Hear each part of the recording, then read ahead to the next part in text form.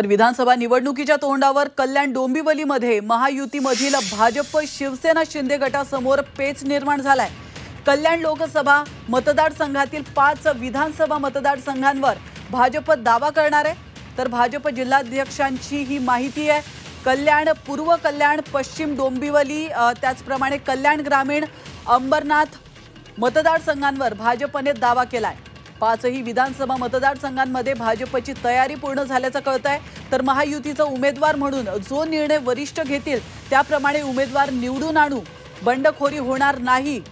कल्याण पूर्वेमध्ये भाजपचा उमेदवार पाहिजे अशी आमची मागणी, मान्य वरिष्ठ याबाबत निर्णय घेतील असं देखील सांगण्यात आलंय। आमची मागणी अशी असेल की कल्याण पूर्व असेल, कल्याण पश्चिम असेल, डोंबिवली असेल, कल्याण ग्रामीण किंवा अंबरनाथ या 5ही विधानसभा क्षेत्रामध्ये भारतीय जनता पक्ष तुल्यबळ उमेदवार देऊन या 5ही विधानसभा निवडून आणू शकतो। आणि म्हणून आमच्या कार्यकर्त्यांनी अशी मागणी केलेली आहे की वर्षानुवर्ष झाले आपल्याला या ठिकाणी जिथे संधी मिळते तिथे परत मिळावी आणि ज्या ठिकाणी मिळत नाही त्या ठिकाणी सुद्धा आपल्याला संधी मिळाली। तर या 5ही विधानसभा या निवडून आल्याच्या नंतर निश्चितपणे महायुतीचं सरकार या राज्यामध्ये भक्कमपणे येईल।